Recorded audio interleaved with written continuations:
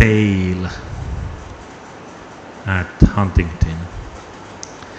So if this polyglutamine tail is too big, then it is problem for the removal or degradation of the protein. The protein will be not anymore removed and it will start to aggregate.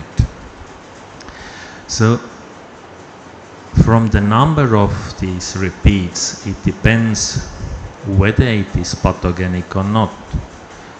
So if there is less than 29 CAG repeats, then it's always non-pathogenic.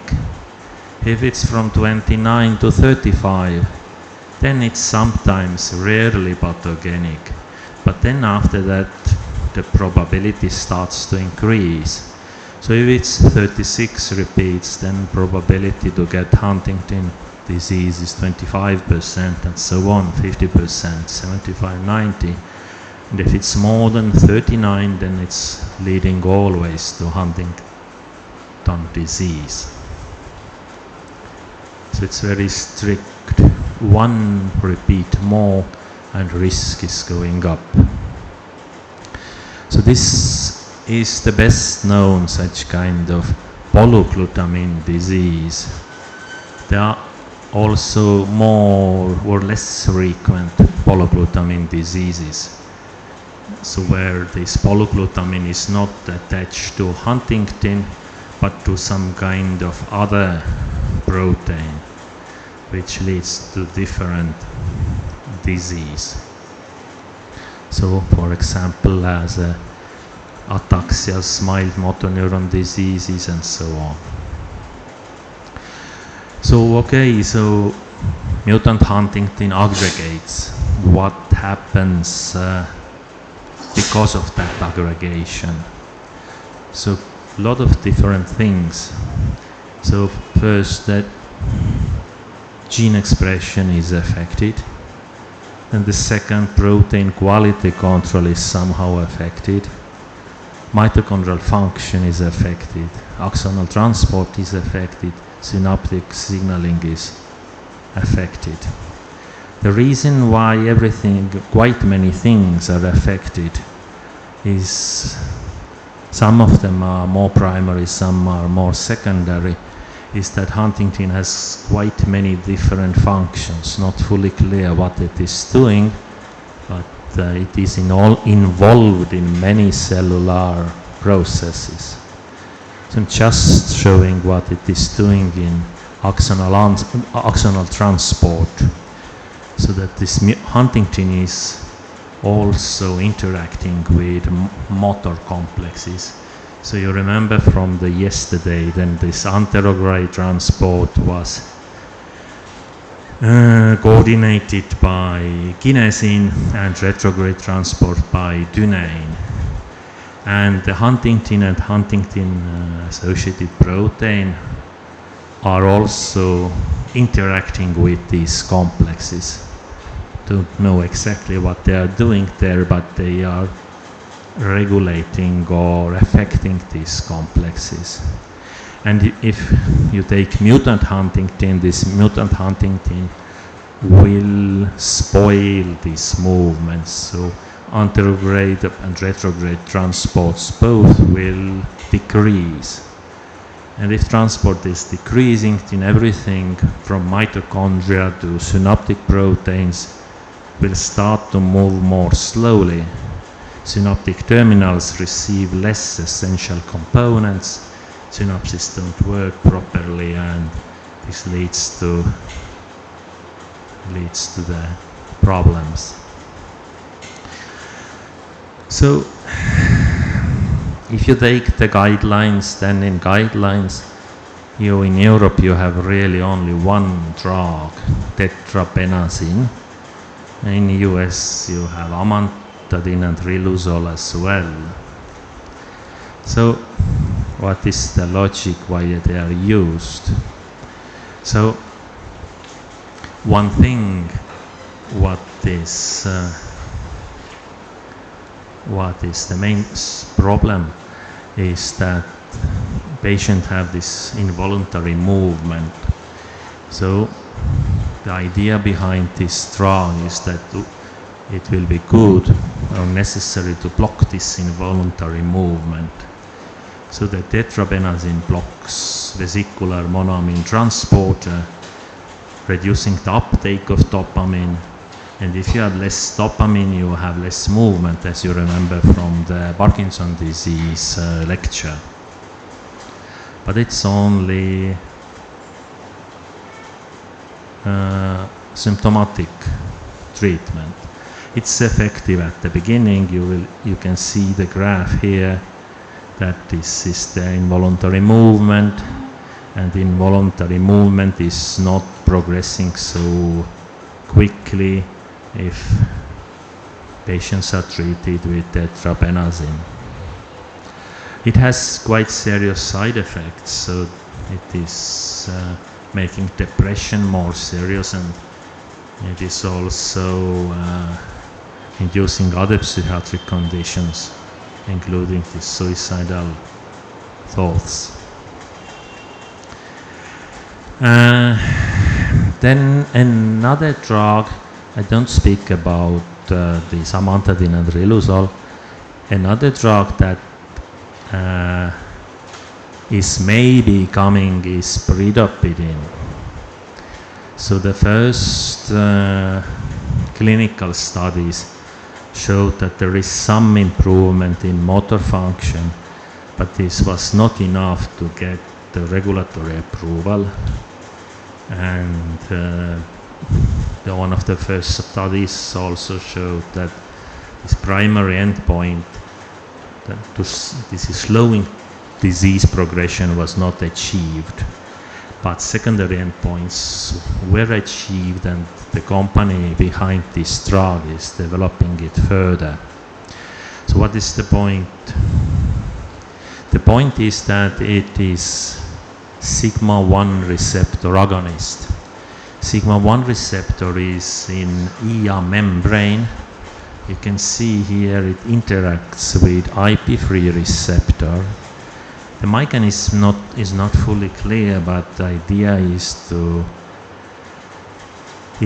modulate ER stress, to modulate ER function, to modulate ER mitochondrial contacts. So the function of the protein is not receptor is not fully clear, but it is involved in these processes, and this is somehow through the calcium flux is affecting the aggregation of the huntingtin. So the sigma receptor agonists are now, they have been studied long time ago, but now quite many of them are in pipeline for different diseases. And if I remember correctly, this pridopidine is one of the drug candidates which has reached to this, which one of the first drug candidates which reached to clinical trials and are close to something. So, any questions about Huntington disease? So it's different from others. There is only one gene and only one type of mutations. So theoretically it is most easier to find target for the treatments. In case of Alzheimer, you don't know what is the target exactly, what is the primary reason. Here you know that. But okay, any questions? Then we will go on. There are still some diseases left. So amyotrophic lateral sclerosis, motor neuron diseases. So this amyotrophic lateral sclerosis, ALS, in States they use also name Lou Gehrig disease, and the reason is that it was first described or acknowledged because of Lou Gehrig, who was the US baseball player. So it was in 20s and 30s, and he was a very good player, but then what happened that within one season his performance suddenly and very quickly become worse. And baseball was very popular then, probably it's still popular.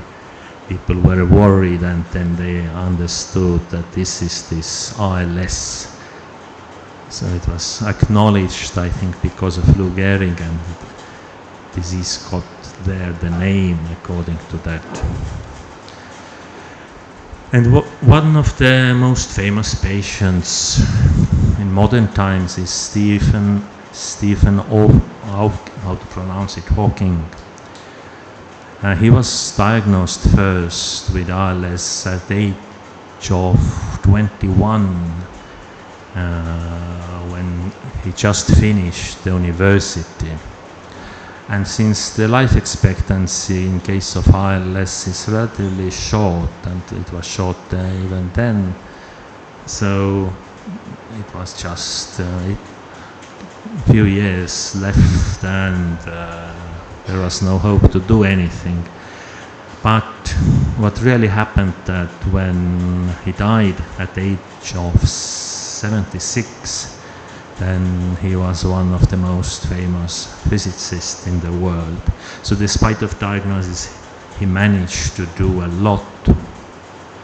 So what this tells, that although the life expectancy is very short, it's not one disease, it's a spectrum of diseases, and in some cases 5 to 10%, this disease progression is very slow.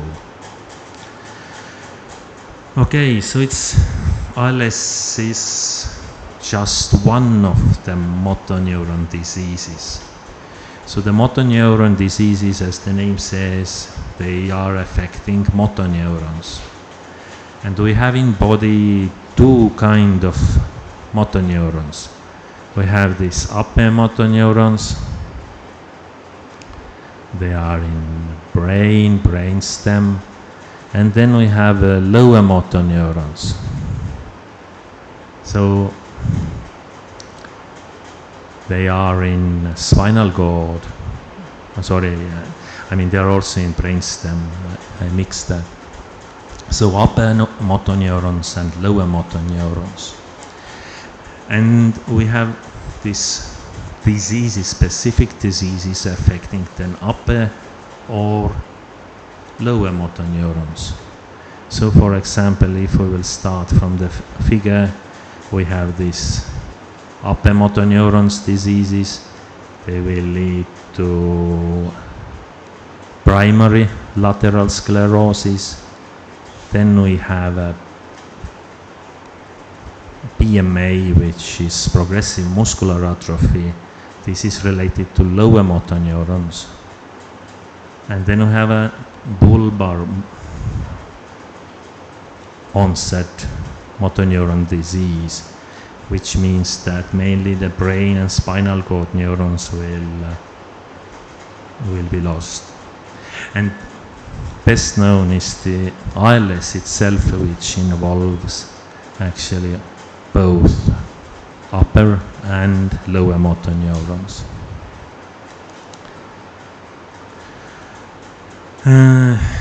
What really then happens? So in any case, whatever it's upper or lower motor neuron, the diseases have one main cause. The motor neuron axons, also full motor neurons, they will die. And the motor neurons, they are cells sending signals from brain to muscles, or from spinal cord to muscles. And if they will send the signal, then muscle will contract, and that's it. So if you don't have anymore the motor neuron axon, then the muscles cannot anymore contract. They are not anymore innervated, they are inactive. So this is one thing, that you don't have movement, but if your muscles don't anymore contract, they will start to shrink. So this means that there is atrophy. So if it goes on, muscle fibers are denervated, this muscle will go away, to say it simply. And this is the main reason. First, you can't move, then you can't move at all, and then you can't attend, you can't respire anymore, so you will die because of the respiration problems. What is the reason? As Alzheimer and Parkinson, it is either sporadic or it's familial. Sporadic forms, they're most frequent, 90%, familiar 10%. See, these familial forms are related to different genes doing very much different things. The first gene or first mutations found, they were in SOD1 enzyme. This SOD1 is superoxide dismutase, which is neutralizing the free radicals. So, but if you take all these proteins affected or mutated together, then again, as in case of previous disease, you will see that you have problems everywhere. So it's, if we start from here, then there is dysregulated vesicle transport. Some of the proteins involved are related to vesicles, are related to autophagy, if you take, for example, this optineurin. Then it's the protein homeostasis, ER stress, DNA damage repair. Most well-known is RNA problems in RNA metabolism, mutations in genes like this TARDP and FAS. They will disrupt RNA processing, transport and splicing, and this leads to toxic cytoplasmic aggregates of this TPD43, which is the hallmark of the ALS. So around 90+% of the cases have this TPD43 aggregates. And these aggregates are bad, they are toxic because they sequester RNA binding proteins and impede RNA metabolism. So just to remember, many mechanisms, but this TPD43 aggregation leading to RNA metabolism problems, this is one of the most important. And then inflammation, mitochondrial dysfunction. This first gene SOD was mitochondrial, glial dysfunction, and probably as a secondary, or maybe not so secondary, oxidative stress and excitotoxicity. So the drugs available, they are targeting oxidative stress and excitotoxicity. So riluzole, approved 30 years ago, it is inhibiting glutamatergic signal transmission. It is blocking the excitotoxicity. People were thinking that also other glutamate signaling inhibitors are protective in case of Huntington, but in reality they all failed in clinical trials. So the reason behind that is that riluzole is not just glutamate, receptor antagonist, but it is doing many different things. It inhibits sodium channels, it activates potassium channels, inhibits calcium channels. So it inhibits this glutamatergic transmission in many different places. Maybe inhibition of the sodium channels is most important. It's not so efficient at all. So if you take this Kaplan-Meier survival curve, just to remember, this patient survival curves are frequently called Kaplan-Meier curves. So you have here the survival probability from 0, that is good, down to 0, that is bad. Then you have placebo, patients are dying, and then you have a Riluzole, patients are dying, but maybe not so early. So it's only additional 3 months to life, not really very much. Then another drug is edavarone.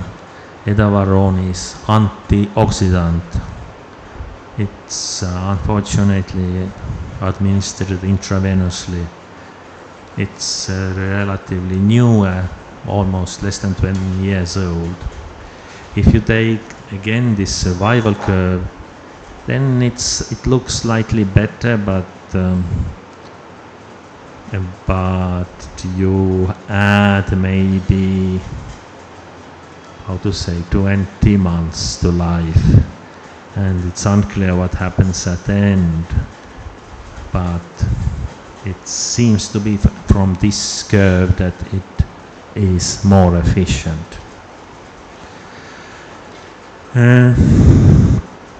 So what is maybe also important is that it's not working in all patient groups similarly. So in some groups, specific groups of ALS patients, it's more efficient and more modest, or less, it's less efficient in some other patients. Then it's interesting, one new drug that came and went. So for me it's especially interesting because it affects the ER and mitochondria both, and I knew how it started. So it was 2022 when FDA approved the combination of the sodium phenylbutyrate and taurosodiol. So the price for that drug was quite huge, more than 150,000 euros per year. But these original compounds used here, they were already in market before, and they are very cheap compounds. So actually the price tag came from nothing. You can understand why the gene therapies or the antibodies are so expensive, but for this very simple compound combination, the price is just coming because it's difficult to develop everything and so on. So it was considered at the beginning such kind of first disease-modifying treatment. So how it was first approved was also unusual. So normally FDA wants to have 2 clinical trials, at least 1 phase 3 trial to approve new drug. But if the disease is very serious and there is no really effective treatment, then they can accept 1 trial also and some supporting data. So this specific drug had only this single phase 2 trial with 100 and something patients. And it was really very small clinical trial. And at the beginning, FDA said it's not enough to approve it. This small trial shows nothing. But then the patient groups were becoming aggressive and strongly pushed it further. And then FDA, because of that, even without strong evidence, approved it. But what then happened is that when when it was approved, and the condition was that they performed this phase 3 trial. But what then happened that this phase 3 trial was negative. So what happened then? What happened then is that nobody is anymore using it very much, and the stock price of company went significantly down at that same day. But what is interesting, how this, what is the logic behind that drug? So it was the first compound was the inhibitor of unfolded protein response that reduces also ER stress and ER dependent problems. And then another was mitochondrial or PAX inhibitor that reduces mitochondrial dependent death autophagy. So it's the ER stress and apoptosis inhibitor together. So they are not very specific compounds, especially this PB, but they are still doing it. And just back to this initial study, the initial study showed relatively small difference between groups. This red is the drug, it was slightly better, but okay. So any questions regarding the ILS?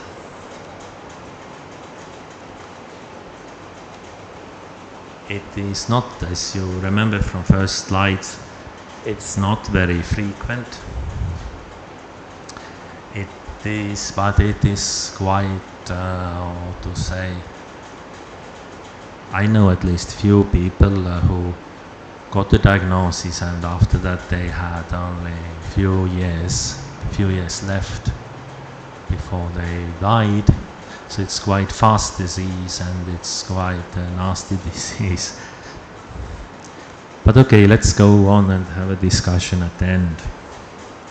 So the spinal muscular atrophy, SMA. Yes, please. So this PB and also drugs, so they target nuclear response. Yes. So can this drug can be used for Huntington patient, because they also nuclear response is also there.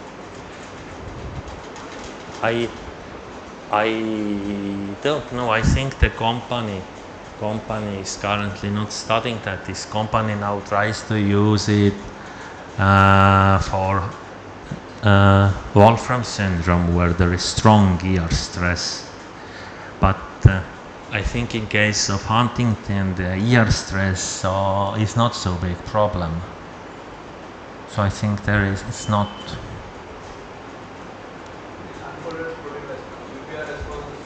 It is, but I think it is there quite secondary. But okay, I agree that it might affect the calcium fluxes and Huntington aggregation and so on in cytosol. So maybe there is point in that. But for whatever reason, I think they are not doing that at the moment. At least not. There is no public information about that. You have mentioned the TDP-43. Could it be a possible therapeutic treatment for the Alzheimer? TDP-43. Well, theoretically, it's possible to treat, but I think they have no compounds at the moment for that. But I don't know that part very well.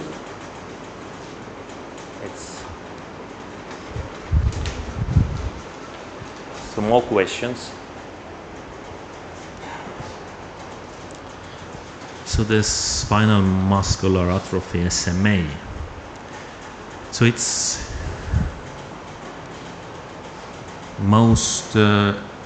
it's quite frequent, and it has 4 subtypes.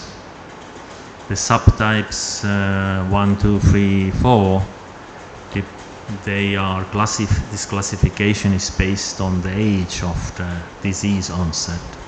So in case of this first type, SMA1, it starts very early and life expectancy is usually a few years. Type 2, this means that it starts later. Type 3, it starts in childhood, even later. And type 4 starts usually at adulthood. And it's not affecting really the life expectancy. Type 3 is so-so.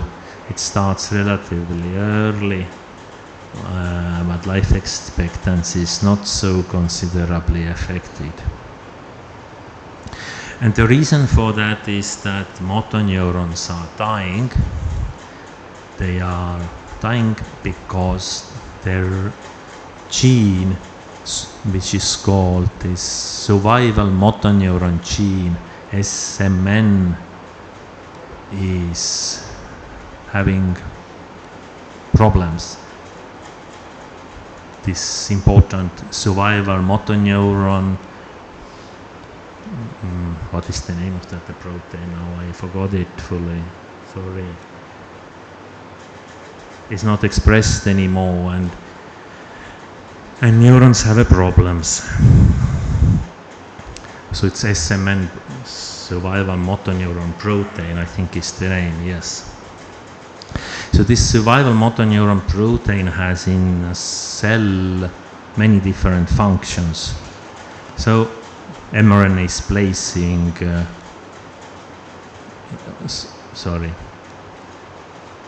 so different functions. One of the functions is again the axonal transport that is affected.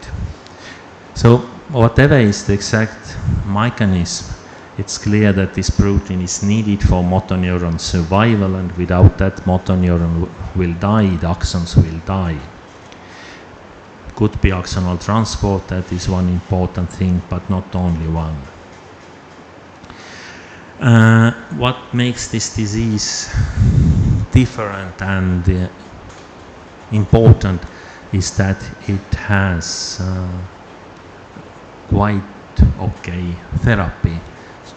So, and it's a gene therapy.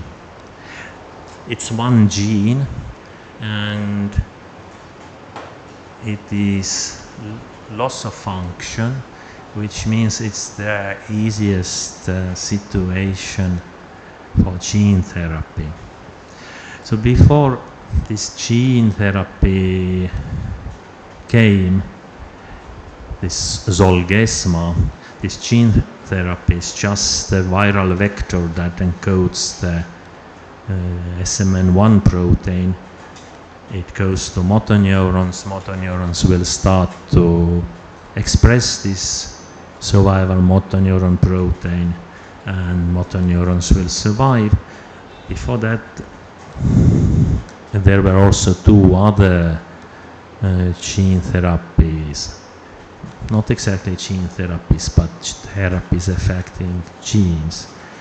Both were related with that there is, in addition to this SMN1, there is another similar gene, SMN2, that encodes slightly different protein. And one of the therapies changed just alternative splicing of this SMN2 so that it was becoming more similar to SMN1 and compensated partly. But these antisenses and compounds, they were not so good because you had to administer them all the time. Expensive therapy, lifetime therapy to get this alternative splicing all the time. But then came this Zolgensma, which is this viral vector, and it is the first one, if I remember it correctly, and this was really efficient. So if you take again this survival curve, one is everybody happy, then this gray line means the normal situation. Most of the 80% of patients or 75% of patients die within 1 year, but with this viral vector treatment, the patients survived and only 10% died. And this is also not just because of the inefficiency of treatment, but usually the treatment follows the diagnosis. And if diagnosis is coming, then sometimes already it's quite late. A lot of motor neurons are dead, and it's too late. If there is no motor neuron left, then the therapy is not helping. You should treat with this vector when you still have a motor neurons there. So early diagnosis is really most important. And why for me it's interesting is that one of the Estonian patients, it was many years ago, one of the Estonian patients, when the therapy came, was sent to America to get this therapy. And there was a lot of information about that in newspaper. And I also have some, how to say, private information from the involved medical doctors telling how the treatment was continued in Estonia. That it's not just that you will administer the vector in States and everything is okay after that, but you may have some complications because you will have not one copy of this gene in motor neuron. You may have several copies, and you have some secondary effects and side effects that vary from patients to patient that should be, how to say, considered and treated. And at that time it was the most expensive drug. Single dose, you don't need more than single dose, was $2 million.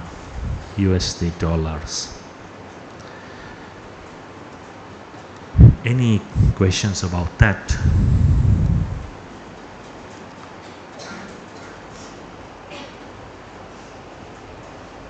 So we will have discussion then at the end. So prion diseases. So this is just interesting. So they are most aggressive, if we could say, neurodegenerative diseases or disorders. And they are characterized by the accumulation of the abnormally folded prion proteins.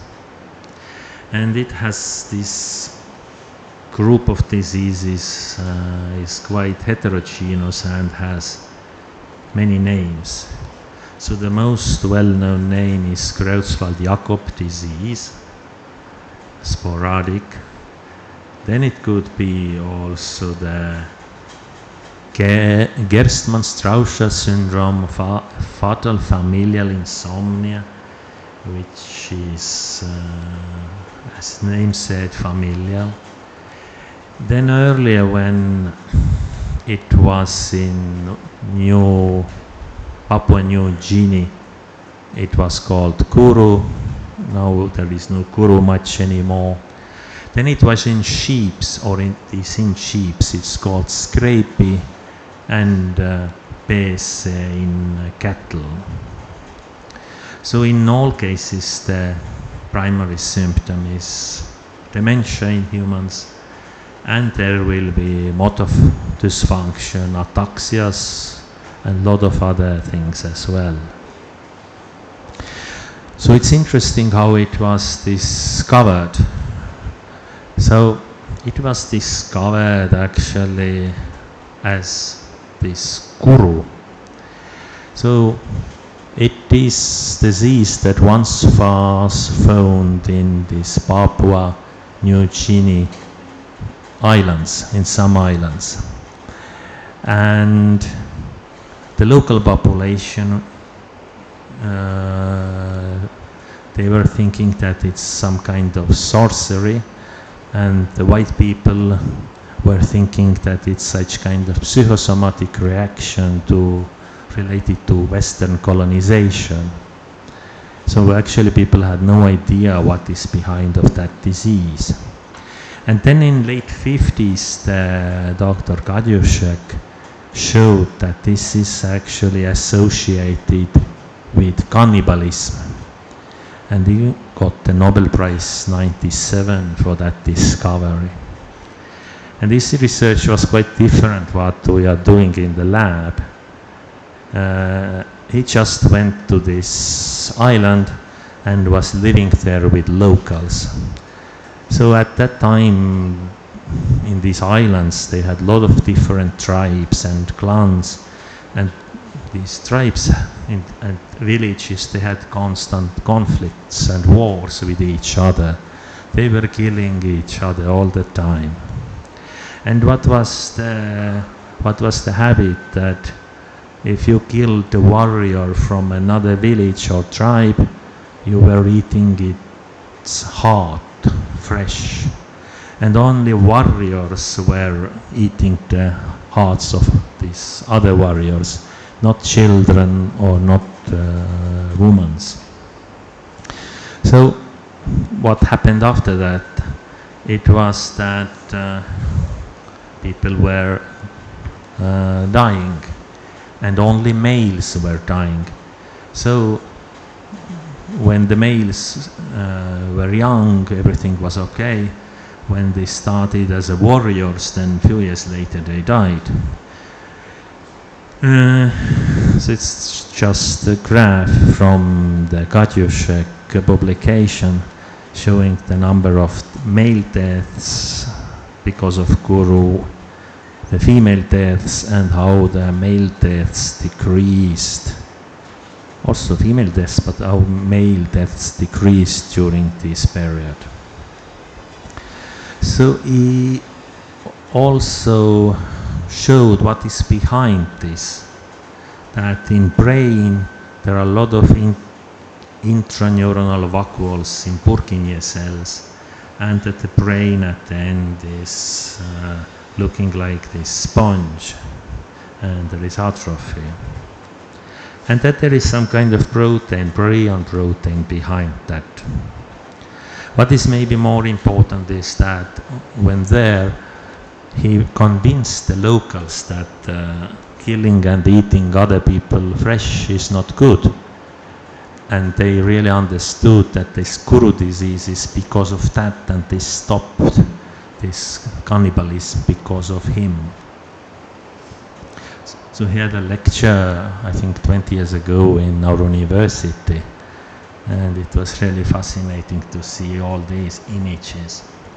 But okay, what this protein is doing, why it's different from alpha-synuclein or beta-amyloid, this is that it aggregates more aggressively. So how exactly it aggregates is not so clear, but you have a normal protein, everything is okay, its function is not fully clear, but somehow the normal protein is becoming not normal and starts to accumulate. And these big accumulates are everywhere, they're spoiling the function, neuronal function. There are two options or speculations how this happens, but most prevalent is that these bad conformations will interact with, in dimer or in oligomer, will interact with normal prion proteins, and they will turn in these dimers the normal prion protein to bad one. So then you have two bad proteins, and they will go again and turn the good ones to bad ones. So that what Kadyushek showed and others, that in principle you need only one bad molecule, and since it's infectious, it could turn all other ones to be bad. So in reality you need more, that since the probability, if you eat it for example, the probability that this specific bad molecule will reach to brain is not so high, but theoretically one molecule is enough. Then this is infectious version.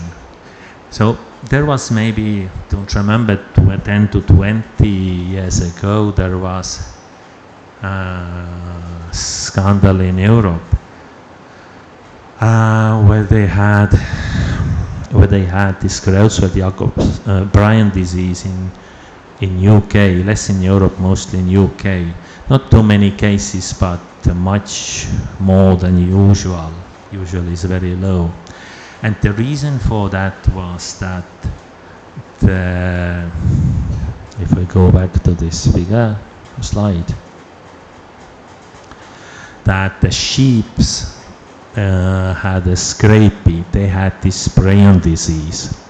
Then the sheeps were used to make food for the cattle, so that the cattle were eating some kind of food made from the sheep, and even if it was processed, this protein was stable enough to be resistant to that processing. And then the cattle become infected, they got this PSC, and people were eating that meat, and usually in Europe beef is eaten quite, it's not heavily processed usually, people eat it, and sometimes it's quite raw. And through that scheme, some people got these Bryan proteins from sheep, and it was enough to get the Bryan disease. This is one possibility. Another is familiar, so that there is this, fatal insomnia, which means that some families, very rare in France, have mutations which increase the probability that this protein will turn to this bad conformation. And very rarely it could be sporadic, that this just happens without infection and without mutation. So mostly anyway, if you take worldwide, it's mostly sporadic, it's very rarely infection, and then in some places you have mutations also, so genetic component. So why it's interesting is that it's infectious. You have one bad conformation and that's enough. So if you take, for example, alpha-synuclein, then one theory is also that it is little bit infectious, that you have alpha-synuclein, that it is going like prion, not so aggressively, but it's going to other neurons, and it will also infect other synuclein molecules in these other neurons, and it will start to accumulate. So this Bryan theory is relevant to understand other neurodegenerative diseases as well. So, a few questions about before discussion, or you have some questions or not? Then we will go to discussion. Just Yes. out of curiosity, what could happen while treating the heart? I mean, what was actually going into the brain which caused the aggregation of the proteins in the Guru disease? In Guru disease. So this protein is expressed everywhere, but the symptoms are related mostly to the brain. So I mean that in brain it accumulates and induces such kind of problems, but it's also everywhere in the body in lesser amounts. And since it's infectious, you will get enough load if you eat heart. So there is no need to eat the brain only. That is my understanding.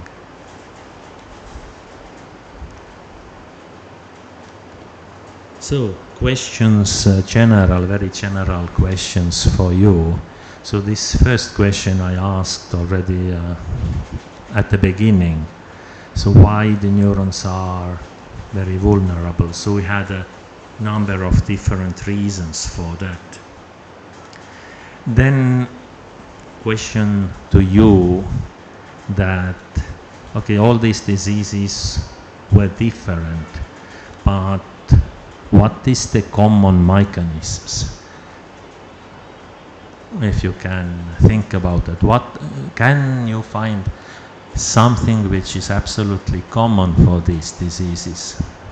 Mitochondrial dysfunction. Yes, oops. What do you think, how common it is? So it occurs in every disease in the organism. Like mitochondrial dysfunction, neuroinflammation. Okay, what else? Sorry? Oxidative stress, which is coming from what? Where Ross is. So it's also mitochondria, a little bit mitochondria related. What else? It's not sure. Sorry? Protein misfolding. It's again, it's like mitochondrial dysfunction. It's not 100%. You can find some neurodegenerative diseases where nothing is folded wrongly. But it's in many cases very important. Exactly.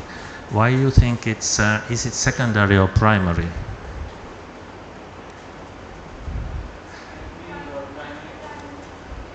I mean, I think it's in most cases secondary, because something is going wrong with calcium, with transport, and then it's excitotoxicity. Something else?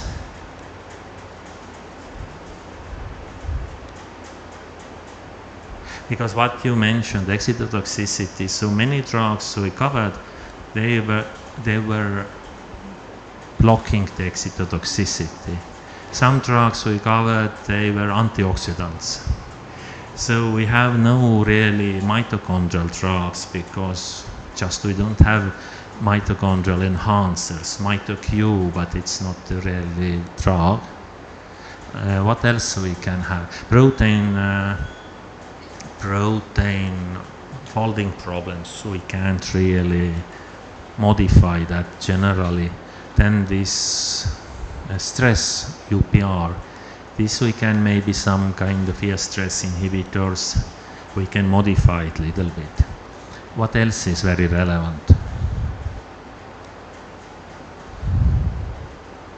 At least one thing which is relevant you have not yet mentioned.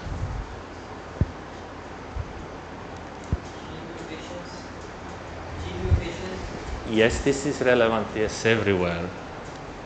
It's axonal transport, because in many cases the axons die, and axons die because of transport problems. And again, if you think how you modify that, you can't really modify that very well.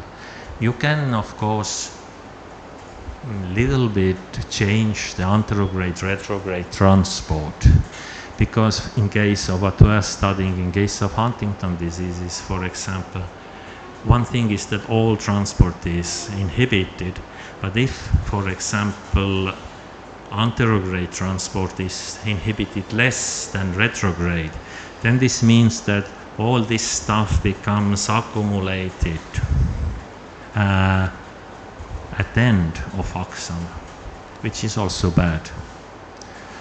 In that case, it's dysbalance of axonal transport, but okay. So I think we covered most of the things. Then, why it's difficult to have early diagnosis? So it's such kind of philosophical question, because we don't have biomarkers, and we can't take biopsies from the brain. Imaging shows only what happens later. Okay, in Parkinson, this maybe working, but in other cases you can get early diagnosis. And it's biomarkers. Lack of biomarkers, lack of specific biomarkers is a problem. So a lot of money is going to biomarker development. Even in some cases when you don't have a treatment yet, people are thinking that treatment is coming at some point and we need a biomarker anyway. So again, more philosophical question. So the protein aggregation is such kind of central thing. It's not always there, but in most of cases it's there. Is it primary or secondary?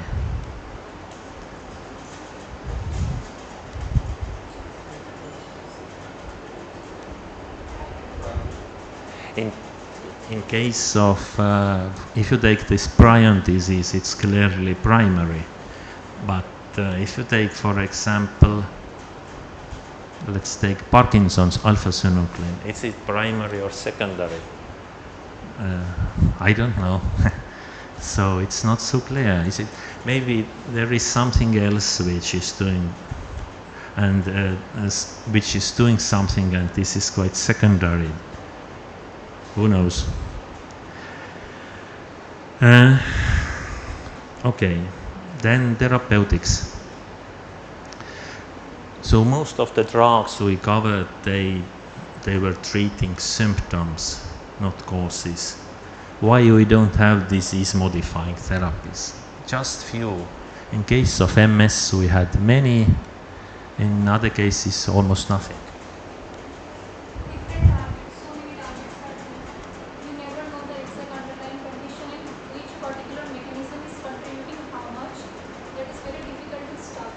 Yes.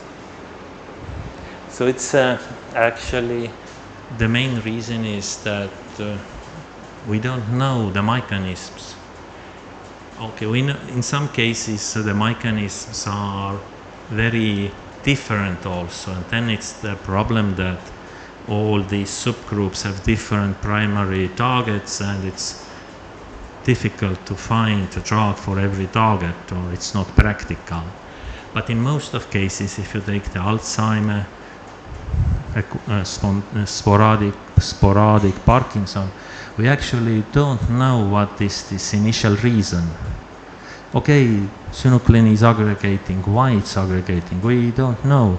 A lot of speculations. If we don't know, there is no hope to think about drug. So only thing we can do, we can try to find something which is decreasing the aggregation. But what is inducing the aggregation, we don't know. We don't have enough basic knowledge. Then what you think, can we affect something with lifestyle interventions? Exercise, training. How much we can do that? Can we, or I'm better asking, can we improve the symptoms, or can we change the course of the disease with lifestyle interventions?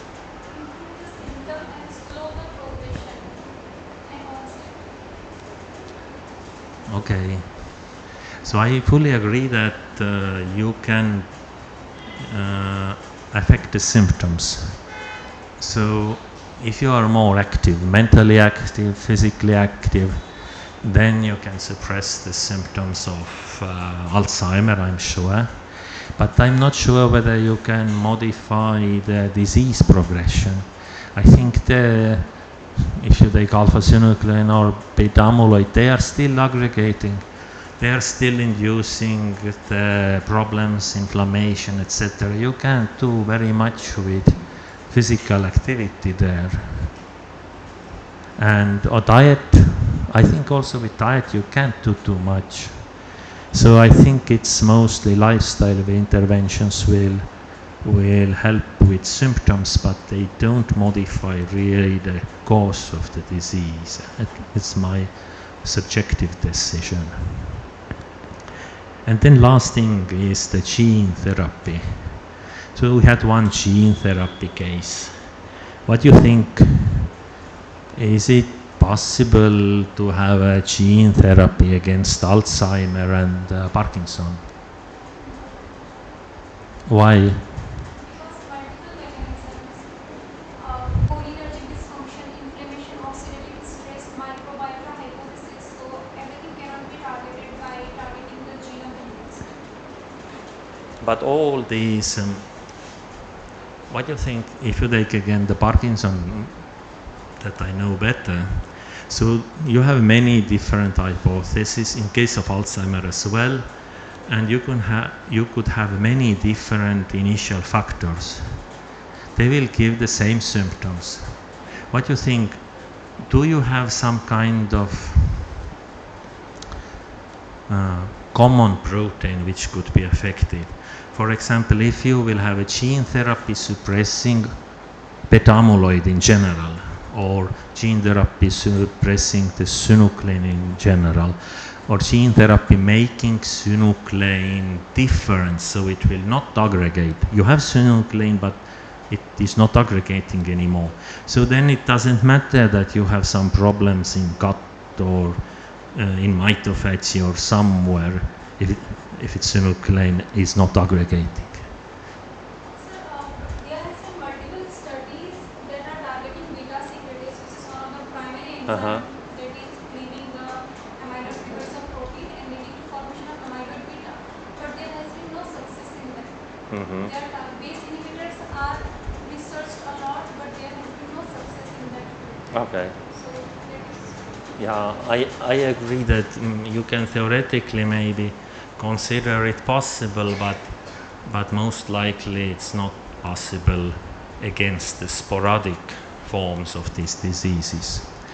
But then if you take the forms, familial forms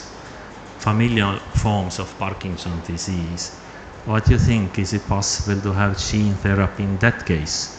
Let's take this early onset Parkinson mutations related disease. Can you have a gene therapy in that case? Theoretically. Okay.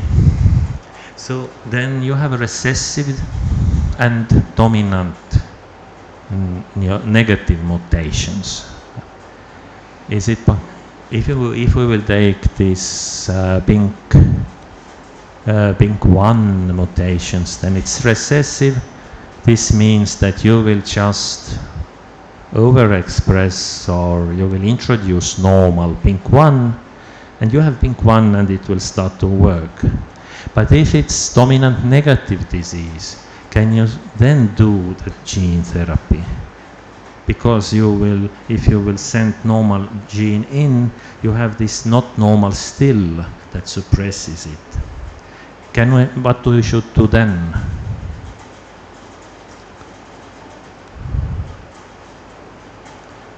Let's just think this mutant Huntington as an example.